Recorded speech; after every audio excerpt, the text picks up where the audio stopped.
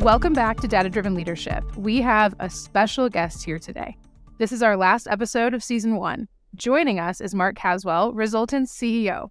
I have had the distinct pleasure and honor of knowing Mark for 8 or 9 years, and there are some real highlights to that relationship for me that I hold dear. But I do think that the best one was when we were on a bus together going home from a full day at Wrigleyville, and he just really didn't want to let go of a specific Frozen song that we're remaining nameless. And it was a delightful experience. So, hi, Mark. Welcome to the podcast. Hey, Jess. In my defense, I had 2 young daughters at the time, and all we did is watch the Frozen movie. I could probably recite the entire thing to you to this day. Yeah, no, it would have been strange if you just really loved it. Though there are Disney people who are out there that exist, so they're welcome here too. Well, thanks for joining us today. We are going to kind of wrap up our first season of the podcast together, so I appreciate you joining us. I'm happy to be here. I've kind of found this interesting, especially with your resume. So, like, for people who don't know you, why is Mark Caswell the CEO of this fast-growing data and tech consulting firm in Indianapolis? Happy to. That's a theoretically deep question, Jess. So I grew up in the middle of nowhere in Michigan. My dad was a teacher. We lived in a farming community. And in our physics class, all 13 people, I was told to go be an engineer by that same father. And I think 11 of the 13 of us did. So off to engineering school. Plan A was to be a professor. I loved to teach. I still love to teach. I did not enjoy research as much as I thought I might. So off into the working world. And the first 12 years were at Rolls-Royce, a phenomenal company. Love the product, love the people. First 6, like very, very technical. And that's probably the first place I got into numerical methods, data analytics, some of the deeper tech stuff, but didn't actually plan to have a career in technology. The next 6 years, I went international business. So I was, kind of everywhere but the United States, flying around the world, learning how to manage clients, how to help organizations get better. And then, in 2013, I left Rolls-Royce to this small 18-person consulting firm with the intent to do that for 2 years and then go back. And I just kind of fell in love with it and started managing different pieces of the business. Didn't have a title for 2 years. We were just being entrepreneurial and trying to do good stuff in the world. And eventually they asked me to step into the CEO role, and here we are. That's awesome. Well, so that is helpful to walk us through. And so, Mark, now you've had this experience of going internationally and then helping build our business, which is it's a national company. But we started in Indianapolis, and now I don't know, how many states do we have people in, or do we serve? Do you know? Last I checked, we have people in 38 states, offices in 7, and we're doing work in all 48 contiguous U.S. states. Why we're not doing work in Hawaii yet, I do not know. That's my personal mission. The 2023 vision? Is it on your vision board? That's it. That's the whole strategy, actually. Just beaches on your vision board. Well, so we'll jump into I'm going to pull you into the solution on the spot segment. So normally we would bring in somebody else to do a solution on the spot that's separate from the full episode. This time we're going to make you walk through a solution on the spot with me. I really wanted to come up with a extremely challenging solution on the spot, but my hero was my thought. So when I think about the problem that I wanted to present to you today, I was thinking about some really complex problems I wanted to throw at you, a few curveballs. But what I really thought was important was for others to hear you describe how to solve for data-driven leadership. It's the name of the podcast. It's what we're focusing on today for our whole conversation. And it is a bit ambiguous. So here's kind of the story, and we'll unpack this together.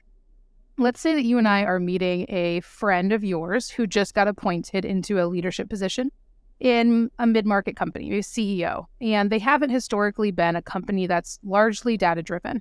And they haven't experienced some of the lessons that perhaps you or I have helped consult others through in the past. There are problems that are keeping them up at night, and they don't know where to start. So they're new to the org, they don't understand some of the dynamics, they do know some of the hardships, and they'd like to be data-driven, but they're not sure where to begin. Where do we start that conversation? That is a great question. So you can tell based on my background, Jess, I'm a nerd. You know this already. And so for those of us in the world of data, I think it's just this obvious statement to just dive right in to data analytics, because I really don't think there's any organization that can't be helped through better, more efficient, more effective use of data, right? But turns out not everyone is like us. So the very first question that I think the new CEO has to ask is why? Why data? Because data for the sake of data is a great way to waste a bunch of money, but it's not a great way to get the outcomes you want. And so if you're not building technology solutions, data solutions, if you're not publishing data with an idea of what you're trying to achieve, you're very, very likely to go wrong. So that's the first question, is just what are you trying to get done? It could be the problems that you mentioned, right? Okay, are they these massive problems and you think data might help? Are you looking to get your workforce more engaged with running the business on the day-to-day? Are you looking to empower people to make decisions more locally?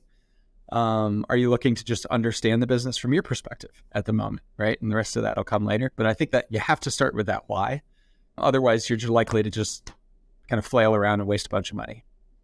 Well, and usually there is a problem, right? If you think about, they're up at night because of something, right? They're worried about their sales pipeline. They're worried about their G in some way for growth or their hiring urgency. And so there's something that's keeping them up at night. But it is funny that a lot of times I think I have to observe us helping people get through, like you hear about the 5 whys. If you ask why 5 times, you kind of get to a root cause. I feel like we sometimes have to help narrate people to their own problem to then say, okay, so you've got your why. Now, how do we size out a solution to that can be a quick win, but also start to set a stage for what else, right? We all recognize this in our personal life. When a friend shows up with a problem, the stated problem is often not the actual problem or not the only problem. And we all know that. We all have discussions with each other, with our friends, with our family members, with ourselves sometimes that help us get to the bottom of something, right? And I remember, this is probably 5 or 6 years ago now, I had this moment where I went into a CFO's office and they wanted a dashboard. They wanted a dashboard about sales efficiency. That was the stated problem, right? Well, anytime anyone asks for a dashboard, what they're really saying is there's something I don't understand, or there's something that's frustrating me, or there's something that has me scared, maybe all 3. Behind that request for a dashboard, which is a very small thing. It's actually, to do it well, you have to be a bit of an artist and a scientist at the same time. At the end of the day, creating a dashboard is a relatively small problem. But behind that were all these business issues, right? He was worried about profitability. He was worried about the merger of 2 organizations together and how the executive teams were interacting. He thought that they should be automating a process. And, so all these things came up, but it wasn't until we said why that you actually got to all that stuff. And oh, by the way, we could have created the dashboard for him. Would have been, 4-week project, in and out, good to go. He would have got the thing he asked for. Wouldn't have solved any of his problems, right? Wouldn't have helped his business move forward at all. Well, and okay, so you are a master at this, but I want you to unpack it if you can for us. So, because this is something for me that has always been impressive to me, is there's this meeting of academia and, the market that I think we do often in consulting, where we're trying to unpack the real problem. And you can get lost in the unpacking. You can get lost in the research and the deep analysis. And do we know the problem? Do we understand it enough to go solve it? And then you have this sort of rush, let's just go solve it. And I think that there's a way that you seem to level set on, we've done enough to understand the problem to go make a dent. Let's go make a dent. How do you get there? How do you know when you've diagnosed enough? So I have this saying about work-life balance, that balance is the wrong word because it implies 2 opposing forces. It implies that work is in opposition to life, life is in opposition to work. And your goal is to balance those so they don't screw each other up too much, right?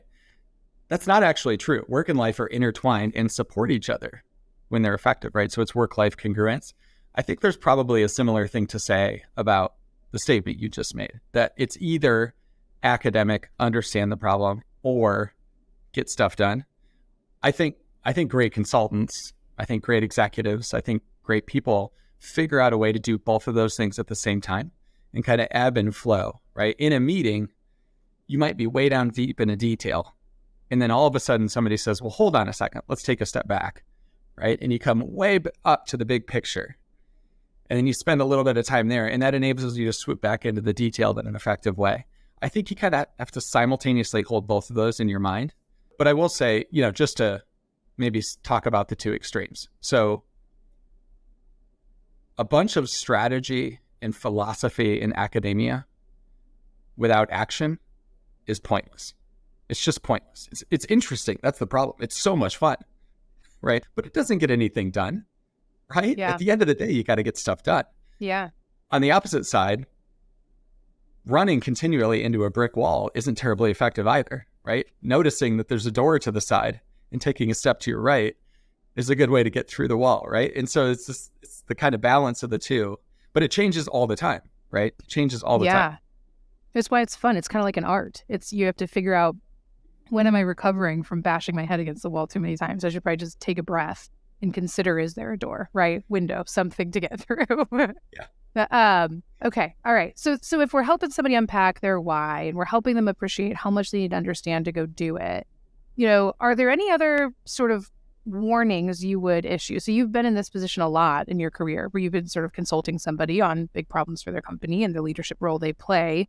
Are there any things that you'd say, like, don't do that, or like caution somebody to make sure that the way that they behave or what they go do next is, meaningful or helpful? I guess the story that comes to mind, and I think you could take this and you could extend it. You could extend it to other areas as well. But I'll often talk to people about the dangers of big bang data, and what I mean by that. And again, if you don't kind of constantly hold the why in your mind and ask those kind of questions, this is the danger. So even if you start in a good place, you can end up in a bad place. But I think often people will make the statement, we should be using data more effectively, right? That is almost always true, right? But absent the why, or forgetting about the why, what will happen is, you'll turn to the IT guy and you'll say, hey, we want to use data. Help us use data. Well, what will they do? They will do their job. They will go find a data solution. They will install the data solution. They will put data in the data solution. They will realize that data is probably messy, and so they will clean the data solution. They will put governance and security and identity control around the data because they're responsible. And after about 2 years and hundreds of thousands, if not millions of dollars, they will go, ta-da, who wants to use my data solution? And the answer is no one. No one wants to use your data solution, right? Because you haven't solved any problems and you haven't brought people along for the ride. You don't have a data-driven culture. All you have is a bunch of data inside a piece of technology that no one wants to use, right? And I think that, in answer to your question, how can you go wrong? You can kind of forget that the point of these things is for people to use them, to solve problems, to make them more effective, to make their jobs easier and better and more fulfilling in many cases, right? And if you lose sight of that and think of it as just a technology project, it's pretty easy to get off track. Wow, that's really helpful. Okay, all right. I think your friend feels grateful for our advice, totally set up for success, nailed it, great solution on the spot. Thank you. That's great. Was that free advice, Jess, or do I need to invoice you, or no? You don't invoice me ever. Oh, okay. I would be a good CEO if I didn't ask. Yeah, you're not wrong. Okay, so you're this. I know that we're kind of talking in some abstracts here, but I think there are qualifications of. There's some demonstration of nuance of data-driven leadership. And so there's one other thing I wanted to pick your brain on sort of this abstract topic here, though, while I've got it. So I don't know if you've heard this sentiment before, but I had it described to me at some point as like adult learning has to be orchestrated differently than learning for, K through 12. And the concept was, in K through 12, you learn addition, and then you learn subtraction, and then you learn multiplication. And they don't show you that you're getting to calc. They just show you one thing at a time. And with adult learning, we have this desire for show me every box of math I'm going to learn, and then show me this one, and then zoom back out, and then show me the next one that I learned, and then zoom back out. And you kind of described that. And I think what's interesting is there's a to your point, these aren't contradictory, but they have to be thought of and designed the right way, where as we all want that big picture as adults, we don't always have it in data and tech and in data-driven leadership. So we're realizing we need maturity that we don't have, and we're taking one step and we're trying to lead an organization through change, through modernization of their technologies, through data-driven leadership. And we don't even have the next 6 steps ahead of us. We just know what the next right thing is to do. That can be really challenging to lead an organization through, or to try and convince everyone to pivot towards, when they have this kind of known, studied desire to see the big picture. And you've spoken, regularly to me about, the balance between making a difference week over week, making progress, or perfection. I mean, can you share some of those insights or experiences you've learned on how in a data-driven leadership, position do you find peace amongst perfection versus progress, or adult learning versus not having all the answers? Boy, that's a big one.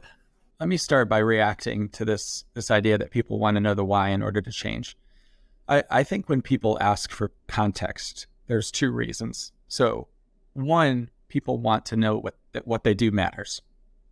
Okay, that the why matters. So I think that's super important in any job. That whether it's because I can take care of my family, or I can move my community forward, or whatever, the why matters. So I think that's one big side. The other thing you said is it's necessary for change. And what human beings are phenomenal pattern matching machines, right? We teach this in design thinking, that the way the human mind works is by being very, very good at detecting patterns, sometimes even where they don't exist, and using those patterns to navigate life, right? Now, it's not always correct to do that, but it is very efficient to do that, right? Just imagine if everything you encountered in the world was like a small child and was new for every time. There's no way you could get through life, right? And what happens is, early in life, your brain is very plastic, essentially because you don't have many patterns yet. And those are physical structures inside your brain. You don't have many patterns yet that have formed up. Your brain hasn't used to learn those patterns to navigate the world efficiently, aka lazily. And it's just really easy to learn things, right? But later in life, those patterns are set. You've kind of already figured out how to navigate the world, presumably fairly successfully. And so in order to change those patterns, it takes something big. It takes kind of a force, right? And so, people often change to these big periods in their life where these big things happen.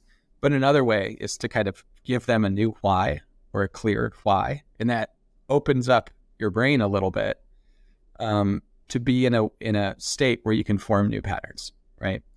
Now, specific to data-driven leadership, I think there's a great point in here. So if you just throw data at people, I don't know that that's going to be terribly effective, right? You could even throw a beautiful dashboard at someone, and I don't know that it's really going to compel them to change their behavior, right? Why do we look at data? To change the way people think, or to change the actions people take? That's it, right? And neither of those 2 things are likely to happen if you haven't given them a reason to change the patterns inside their brain, aka explained a new why that is different than the why they had before. So the why is almost the flip in someone's brain to say, okay, think differently, don't get stuck in that old pattern. Yeah, exactly. That's cool. Have you ever been in that situation where you have to think differently and you have to deliberately flip the switch for yourself? Just every day. I have cognitive awareness of moments in my life, especially the last few years, where I'm like, don't go there. Brain, show up differently, innovate. Mm-hmm. Yeah. Yeah. And we shouldn't feel guilty about it. One of the reasons consulting is such a hard profession isn't necessarily because the hours are long. Sometimes they are, but often they're not. It's because the mental fatigue you get from constantly being in that change state, it's hard. It's just a really hard place for your brain to be. Well, so I probably need to do the due diligence of backing up and saying, okay, so I kind of jumped right in because I was just excited about the topic. I have not asked you yet, when you say data-driven leadership, what do you mean? What is data-driven leadership to you? I think there's 2 sides of it to me. side number one, that's probably the most obvious, is that you're using data to inform the decisions you make and the actions you take or ask others to take on your behalf, right? I think sometimes we kind of say, well, you shouldn't lead with your gut. Well, I don't know that that's exactly true. If you have a pretty well-calibrated gut, it really just means that all those patterns we just talked about are pretty good at doing the thing you're doing, right? Right. However, in God we trust, all others bring data. I think the more, it's really complex to run a business, and they move faster than ever, right? I mean, I forget what the prediction of is, how many of the Fortune 500 won't exist in 20 years, but it's scary, right? It's just really hard today to do things. And so you have to use data to inform your decisions, and where possible, back up that well-calibrated gut, right? So I think that's one side, is, are you doing that, right? Are you using data to drive your decisions? The other side of data-driven leadership is the more vulnerable side, which is, am I letting others make decisions, be informed, drive their own thoughts and actions by sharing data with them, right? And interestingly, that's often the hardest one, because when you give someone else information, they might come to the same conclusion as you. And now what you have is a good old-fashioned argument about, well, what does this actually mean? You can't control the message when you let other people see the information, right? And so these fear responses take over of sharing. But great leaders, I think, share data as much as possible, explain it and teach it as much as possible, and listen when the response back is different from what you might have thought it was, right? Or what your conclusion was. It's a little bit still to this day stunning to me, the amount of emotional reaction data can create. Okay. I mean, it is like often the harder part of what I do isn't the data work or the presentation of the data. It's helping people orient their feelings and behavior to make sense of how they feel and what the data says in a way that can drive that change. It is, and we try not to shock anybody. We kind of talk about like no surprises. So we don't walk into a room, just, again, the ta-da factor just never usually ends well. I learned that both at home and at work. It just turns out people don't love surprises, at least not my people. So I think it's been important to me to be like, we're orienting people toward information they probably already know, or they didn't know it and they are shocked by it. And so if they know it, they had some preconceived notions about it. And we're actually just dealing with that often. It's not always actually the data, it's the emotional reaction that it garners, which is just not something I expected in our profession. Well, yeah, where you're using data to solve problems, it's very likely those problems carry an emotional component to them, right? Right. I don't feel terribly bad about my middle-aged weight gain until I step on the scale and see the number, and then it becomes mildly uncomfortable, right? Like, data can cause an emotional reaction. It's just true. You're exactly right. Well, and it's truly, I think of like a chemical reaction, because the other thing that's fascinating, I mean, I have this, people around me and in leadership programs, I've read like heat situations can drive change, right? Because it's this intense moment where suddenly you have to really respond differently. Your brain's firing differently. You're in fight, flight, or freeze. And so things happen differently, and you can kind of go through quite a bit of change or adjustment in one period. But that, if you've ever been in a situation where, things are intense emotionally and you're trying to make data-driven decisions, it sometimes feels like you're aware of like a boxing match in your brain. That I'm trying to process what I'm thinking and feeling, but I'm also trying to collect enough data to make the right decisions. And I want to do all of that together, but it's like it just gets really intense to just process change and let data and emotions work together. I think that, if you've been through that heat moment before, it's like, I feel like I'm fighting off my whichever side of your brain, like the reactions of my emotions for a moment, to try and actually understand what decisions do I need to make and how much agency do I have to make those decisions right now. And then I can go process the rest and get to a decision. But that can be in a hospital room and in a board meeting. Those are things I didn't know. The use of data as a tool to help people see things they wouldn't otherwise see And it can be a very powerful tool because often it's hard to argue with data, right? Now, you can take that too far, right? It's the interpretation of the information, which, there are multiple ways to interpret things, right? So let's not get too high and mighty about the data says this and therefore I'm right. But all those things you would do with change management and other times, you would prepare people for change. You would give them a chance to speak into change. You would be not just inauthentically, but authentically willing to hear their feedback and change yourself. The same applies when you're using data, right? Yeah. If you walk into a boardroom and slam a chart down on the table and say, ha, I got you. The data says I'm right. Even if you're right, that's not going to go terribly well, Be fun to watch. Yeah, it'd be great. If only we could record board meetings. I'll do it next time. I think that's an astute point too, because that's where from back to your earlier comment too, you talked about using your gut, and the reality too is, I think that there are sizes of firms and organizations where your gut can be based on data because your company is the right size and people and they're honest and you've established trust and transparency and you've demonstrated that you listen when they talk to you and you actually hold a substantial amount of data in your gut and you don't need a dashboard to tell you what you feel. I think where I've seen that change is when companies do scale quickly and suddenly that's just not analyzing all of that data through one-on-ones is not the most effective use of leadership. And so they have to go through this transition of, that's how I used to do it. How do I lead with data now that we have 100, 200, 3,000, 50,000 people? And you've been through some of that. I mean, do you have thoughts on kind of what that experience is like and some things that were hard to let go of or things that are easy to lean into and you're glad that you can do it differently now? Oh my goodness, do I have thoughts? Yes, I have thoughts. So, Jess, you were here for this. We grew very strongly, very quick, which in many ways, of course, is great, right?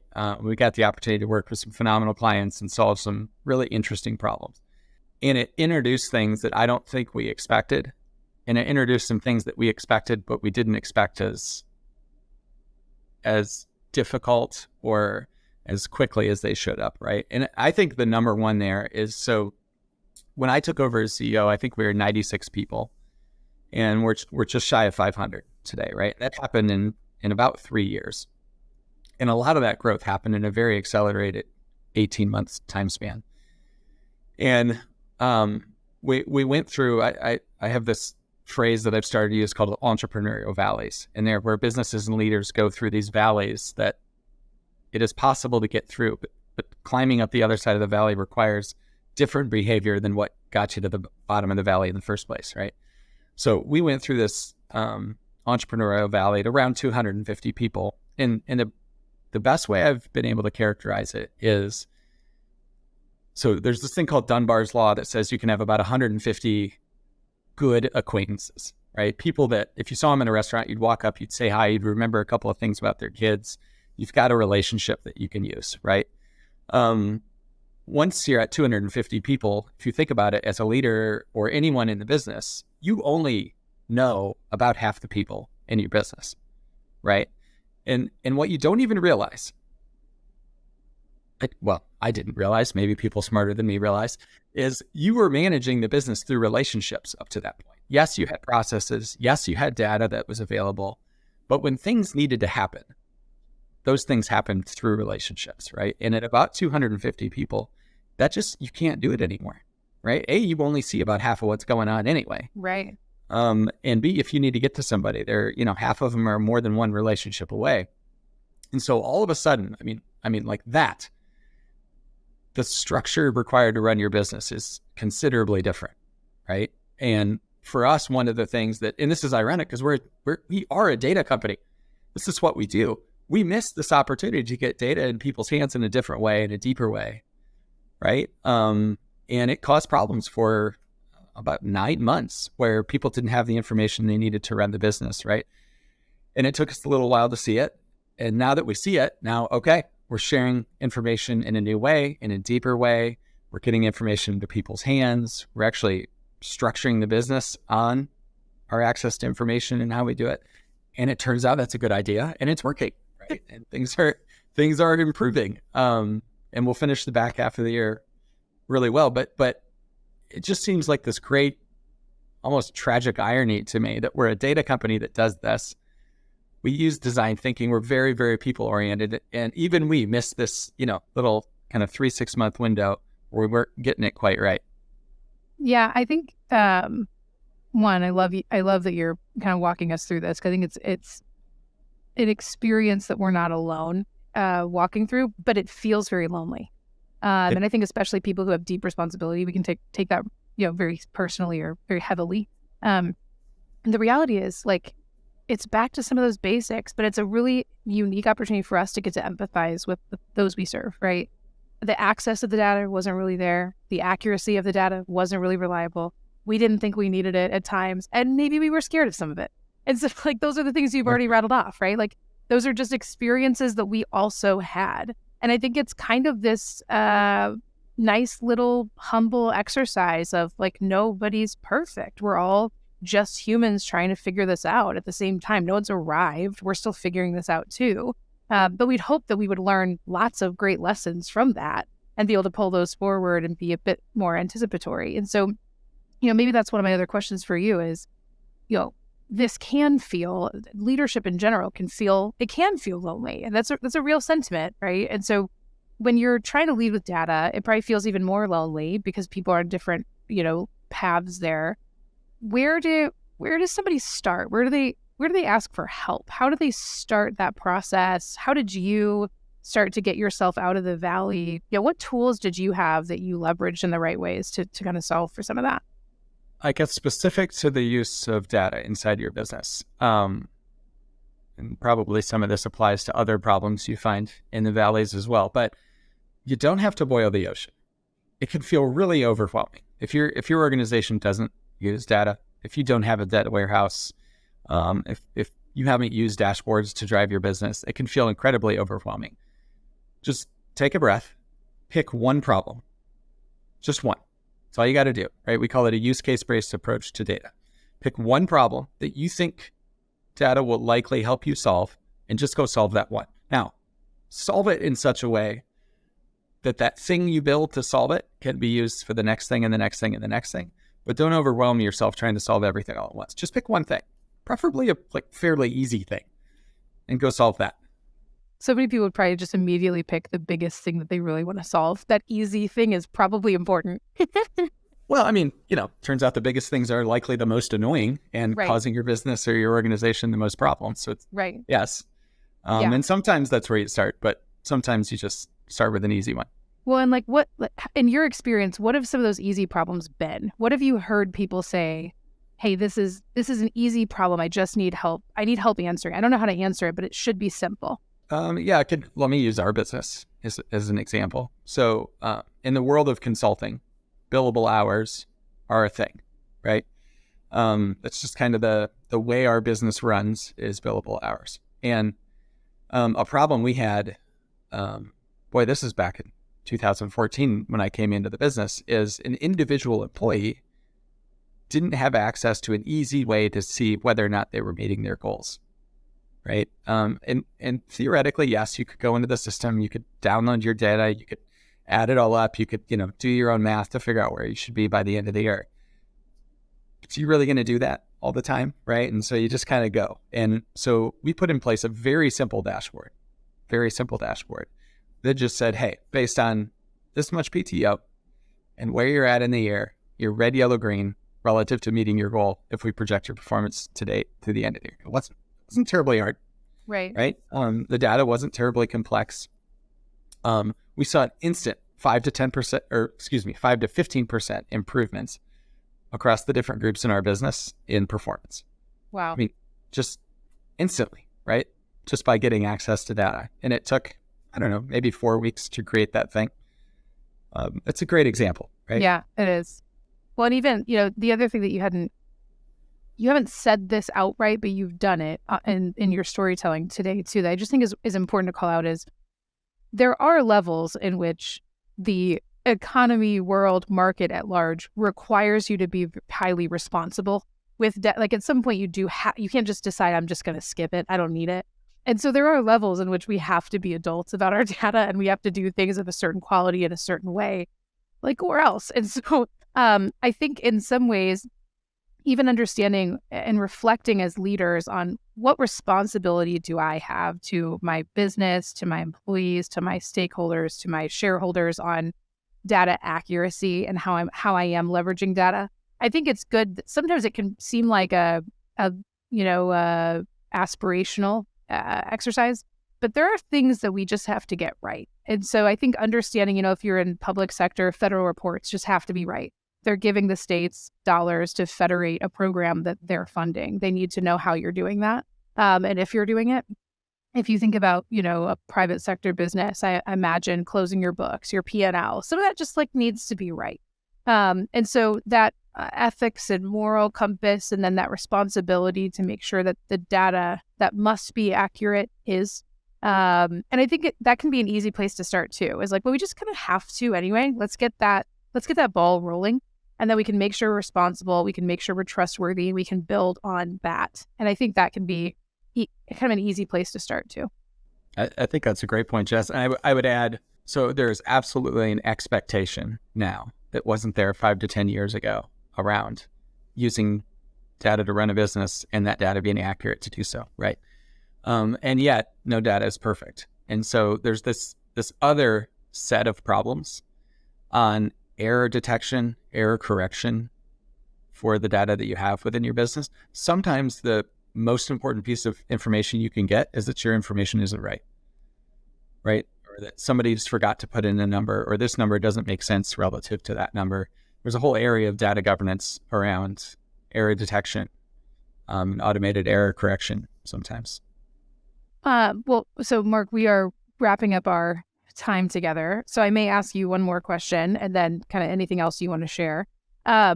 As you reflect on 2022 and then you think about, where you expect, yourself and the business and, other parts of your life to be in 2023, are there data-driven leadership goals you have? Are you looking at 2023 and you're thinking, I hope I get to bring this to bear, or I really hope I get to see X, realized in 2023 for our business, for my life, for whatever? Yeah, I would say for me, I'm leaning towards that data vulnerability side of data leadership. I want to get as much information as possible into everyone's hands inside our business. And every time I have a moment where I think, oh, well, maybe I shouldn't do that, I want to figure out why I'm thinking that and I want to break that down, teach people how to use that piece of information, figure out why I might have that fear, and then figure out a way to make that fear go away rather than not share the data. Anything else you want to share on the podcast? This is not the only time you can stop by, but I would say just to encourage people, I'll encourage and I'll challenge folks that might be listening. So on the encouragement side, there is no such thing as a perfect approach to using data within your business or a perfect approach to be a data-driven leader. I remember getting this advice when I have 3 children now. When my son, who's the oldest, was born, I, of course, was doing the first parent thing and freaking out about getting everything absolutely perfect for my son. And I remember somebody pulling me aside and they said, hey, Caswell, calm down. You care and you're trying. That's 90% of the battle. Don't give the last 10% 90% of the stress, right? I obviously, that was 14 years ago now. That stuck with me, right? I think that applies in this situation too, right? If you try and you care, you're going to get a lot of this right. And the stuff that you don't get right, you'll just fix and try again, which is totally fine, right? It's totally fine.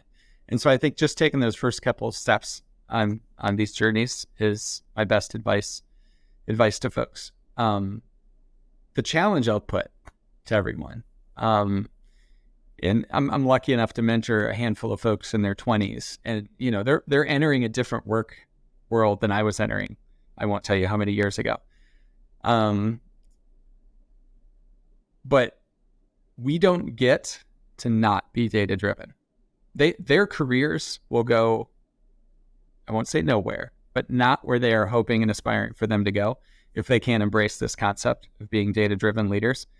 I think everyone has to do this. And including those of us who maybe graduated, over 5 years ago.